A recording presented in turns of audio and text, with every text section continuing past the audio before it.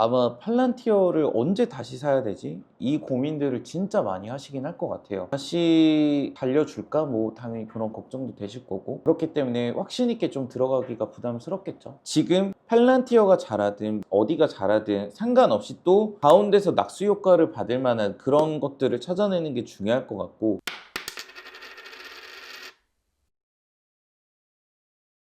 팔란티어 요즘 어떻게 보시나요? 일단 팔란티어에 대해서 다른 거는 마지막 급등 전에 썼는데 많이 올랐었고 또 많이 조정을 받았잖아요. 연초에 제가 커버를 해드렸었을 때 일단은 제가 연초에 중요하게 여겼던 비전 중에 하나가 B2B 사업들, 이제 정부 쪽이 아니라 미국의 이제 뭐 육군, 해군, 공군 이런 쪽이 아니라 민간 기업들 상대로 비즈니스가 얼마큼 확대될 것인지, 거기에 따른 기대 심리로 이제 상승분을 좀 노렸었고, 그런 다음에 많이 오른 다음에 이제 조정이 나왔었는데, 첫 번째는 어느 정도 들어맞고 있긴 해요. 최근에 나왔던 뉴스 중에서는 퀄컴과의 협업이 가장 큰 뉴스겠죠. 주가 움직임은 크진 않지만 퀄컴의 이제 소프트웨어와 그리고 팔란티어의 AI 플랫폼, 이게 이제 같이 결합이 돼서 뭐 제조업, 기타 산업들, 자동차 뭐 이쪽으로 시장을 확대해서 AI 플랫폼, 그러니까 팔란티어가 밀고 있는 AIP라고 하죠. AI 플랫폼 말 그대로 이게 이제 솔루션들이 이제 제공이 되는 그런 이제 구도가 나오기 시작을 했고, 어느 정도의 이제 밸류에이션이 더 확정이 되고 있는 그런 과정이라고 좀 볼 수가 있겠습니다. 제일 포커싱을 둬야 되는 거는 뭐 찬란한 비전 다 좋은데 지금 시점에서 이제 재매수를 노릴 때는 미장의 이제 흔들림도 감수하면서까지 다시 재진입을 하는 거기 때문에 어느 정도의 리스크가 있을지에 대해서 확실하게 점검을 하고 그렇게 들어가는 게 맞다고 저는 보거든요. 일단은 지수 리스크를 이겨낼 가능성도 있기 때문에 지금 다시 진입을 하는 걸 고려하는 걸 텐데,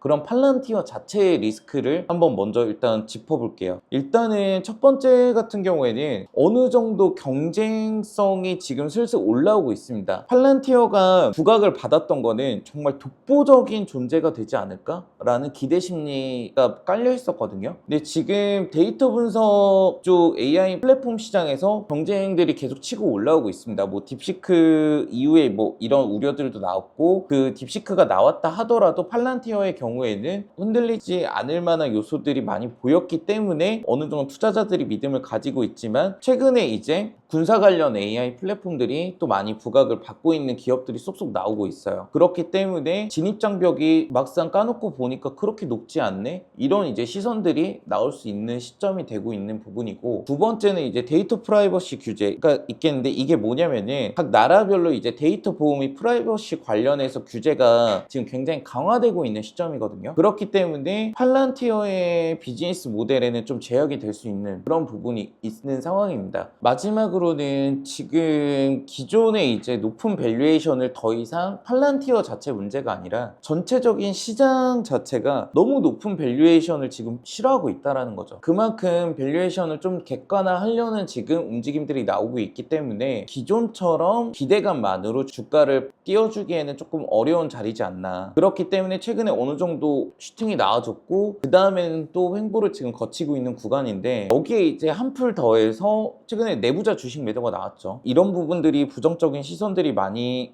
엮여있는 그런 상황에 있다고 좀 볼 수가 있겠습니다. 그 다음에 좀 말씀드리고 싶은 거는 뭐 리스크나 고려해야 될 부분은 이 정도고, 그럼에도 불구하고 저는 이 자리, 이 85불 87불 이 부분 정도에서는 조금씩은 계속 모아가도 되지 않나. 80불 단계, 뭐 90불까지도. 단 비중을 너무 많이 담을 수는 없다. 정말 이제 지수 레벨 따져가면서, 그리고 B2B 계약들 이제 점점 확대되는 거 보면서 점차 비중을 늘려가야 되는 그런 주식이 되지 않을까, 그렇게 저는 판단을 하고 있거든요. 가장 문제는 이제 고평가에 대한 논란을 뒤집어주는 건데, 여기서 이제 포인트 잡을 만한 게, 기존의 원래 주 매출처였던 미국 정부 국방부 계약도 계속 확대되는 입장입니다. 네, 24년도만 해도 전년 대비 70%가 증가했고 앞으로도 계속 증가할 입장이거든요. 남은 거는 이제 B2B 쪽인데, 이쪽 같은 경우에도 과거에 정부 의존도를 떨치고 최근에 이제 월그린이나 하이네켄, 에어버스 이런 대형 빅테크들을 계속 고객사로 확보해 나가고 있고, 아까 말씀드렸던 이제 퀄컴과의 협업 같은 경우에도 굉장히 주목할 만한 부분이 될 수밖에 없는 부분이거든요. 여기에 더해서 이제 클라우드 기반 데이터 분석 시장이 굉장히 확대가 되고 있기 때문에 팔란티어 입장에서는 일단은 땡큐인 거죠. 그리고 최근에 이제 방산 시장에 대한 호황이 팔란티어 입장에서도 굉장히 좋을 수밖에 없는 부분이거든요. 이제 국방 시스템을 이제 AI를 많이 도입할 수 없는 부분인데, 여기에 이제 미국 정부의 인증을 받은 팔란티어의 플랫폼 같은 경우에는 당연히 최선책으로 채택이 될 수밖에 없는 그런 환경이 되기 때문에, 뭐 그런 기대 심리까지 더해서 시장이 조금 이런 너무 빡빡하게 보는 그런 시장이 좀 풀려진다면은 어느 정도 물량을 모아놓은 시점부터는 여러분들이 좀 수익을 괜찮게 노릴 수 있지 않을까, 그렇게 좀 판단을 하고 있기 때문에 지금 레벨에서는 조금씩은 모아가도 된다 말씀을 좀 드리고 싶어요. 자, 그러면은 이 팔란티어라는 기업에 대해서 이해를 이 정도로만 하고, 그러면 전체적인 큰 그림을 놓고 팔란티어의 입지를 생각하셔야 여러분들이 장기 레이스를 이어갈 수가 있는 거거든요. 팔란티어의 주가가 폭등하기 시작했던 거시적인 환경 자체는 결국엔 AI가 주어진 거거든요. 그러면은 지금 팔란티어는 정말 AI 대장주가 계속 맞는 건가, 뭐 이런 거를 여러분들이 또 따져보실 수가 있는 건데, AI 산업에서 계속 결을 달리해야 된다고 저는 좀 보고 있습니다. 일단 AI 산업을 전체적인 그림을 그려본다면은 AI 칩을 만들어주는 뭐 엔비디아 이쪽도 시장이 다변화가 되고 있죠. 그 다음에는 AI를 이제 두뇌처럼 활용해서 이제 언어 모델을 개발하는 기업들, 오픈 AI, 그리고 구글, 메타, 뭐 이런 이제 기업들이 분류가 이렇게 되겠죠. 이게 첫 번째, 두 번째가 되겠고,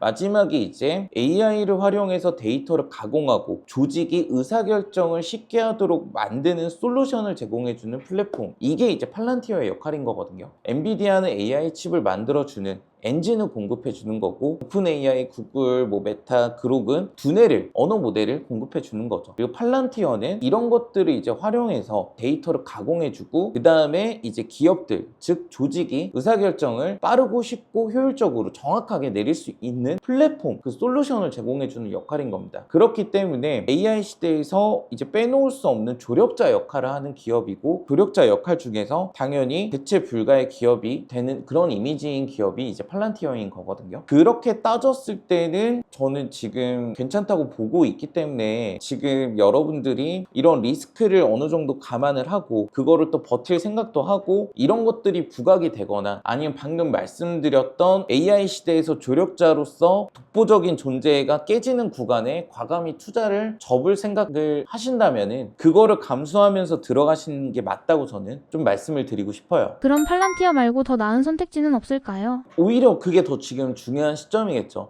팔란티어는 뭐 이 정도의 기대감과 리스크를 안고 장기 레이스로 조금씩 모아보는 종목인 거고, 지금 팔란티어가 잘하든 어디가 잘하든 상관없이 또 가운데서 낙수 효과를 받을 만한 그런 것들을 찾아내는 게 중요할 것 같고, 이쪽으로 낙수 효과를 굳이 찾아내기보다는 결국에는 팔란티어 전망이 또 좋은 거는 글로벌 시장에서 방산 시장이 엄청 커져가고 있는 그런 환경이지 않습니까? 그렇다면은 방산 시장 쪽에서 낙수 효과를 계속 받는 게 또 국내장이거든요. 여기에서 최근에 뭐 하나 에어로스페이스, 하나 시스템 많이 올랐었고, 에어로스페이스는 지금 엄청 큰 조정을 받았죠, 유증 때문에. 근데 원래 이런 그룹주들, 국내 대기업들 같은 경우에는 유증을 중간중간 뽑아먹는 기업들이 하나씩 정해져 있어요. 그래서 제가 최근에는 하나 에어로스페이스가 아니라 하나 시스템 쪽으로 타점을 잡아드렸던 거고, 총 40% 정도의 수익이 나오지 않았습니까? 그렇다면은 지금 국장에서 이제 방산 쪽으로 여러분이 타고 들어가신다면은 지금 다고점이거든요. 뭐 현대로템, 한국항공우주, 뭐 LIG 넥스원은 별로 힘을 안 받고 있으니까 차라리 이런 거는 배제를 해놓고, 최근에 거의 방산으로 가치 취급을 받는 조선 군함 때문에 사실 주가가 강하니까 LNG선도 있지만, 조선 쪽 안에서 봤을 때 여러분들이 뭐 하나오션, 현대중공업 뭐 이런 쪽까지 이제 뻗어서 나갈 수 있는 건데, 하나오션도 최근에 주가 조정을 많이 받았고 유증 발표는 안 했으니까 이쪽을 선택할 수도 있지만은, 저 같은 경우에는 하나오션도 과거에 그런 유증 이력이 있는 기업이거든요. 그러면은 그룹 차원에서 얼마든지 자금 확보를 위해서 유증이라는 선택지가 있는 기업인 거예요. 그런 선택지가 되지 않는 하나 엔진 다시 한번 또 지금 노릴 만한 타점이 왔거든요. 지난번에 23,000원대에서 커버해드리고 나서 15% 가까이 상승을 했고, 이번에 또 지금 24,000원대 정도면 괜찮은 자리라고 보고 있어요. 그렇기 때문에 하나 엔진 같은 경우에는 지금 뭐 굳이 하나 오션만의 엔진을 공급하는 회사가 아니라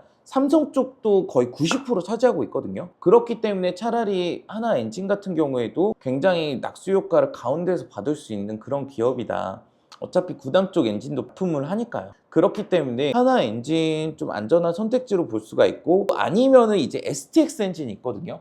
STX 엔진은 직접적으로 이제 조선과 방산 쪽 같이 하고 있는 거기 때문에 STX 엔진도 사실 이제 방산주로 분류될 때도 많았고, 지금 STX 엔진의 주가를 발목 잡았던 거는 최대주주 이슈였죠. 근데 차라리 마음 편하게 이런 거를 미리 잡는 그런 전략도 좋다. 지금 주가가 25,000원대 정도 되니까 저는 괜찮다고 보고 있거든요. 그렇게 조금 정리를 하면 될 것 같아요. 또 여기서 어차피 오늘 촬영한 김에 다른 섹터도 조금, 지금 한국 방산 쪽으로 가장 직접적으로 계속 매출 추가적으로 수주가 나오는 게 폴란드 쪽 향이거든요. 근데 폴란드 쪽은 이제 현대로템 쪽이 많이 납품이 들어가기 때문에, 근데 현대로템 주가 레벨이 지금 너무 높으니까 차라리 얘가 조정 받을 때까지 기다리시는 게 나아요. 좀 다른 쪽으로 이제 뻗어나가는 게 난 좀 싫다. 그렇게 하시면 현대로템 조정 받을 때까지 기다리시고, 그거 외에는 방산 쪽은 그렇게 되고, 일정이 빡빡해서 제가 다른 섹터들도 차라리 지금 미리 알려놔 드리는 게 좋을 것 같거든요. 다른 쪽도, 다른 섹터 쪽도 미리 알려드리는 게 제가 마음이 좀 편할 것 같거든요. 지금 조선 쪽마저 조금 더 언급을 해드리자면은, 차라리 뭐 기자재 쪽, 성광밴드, 태광 얘네 다시 좀 좋은 자리 왔다고 저는 보고 있고요.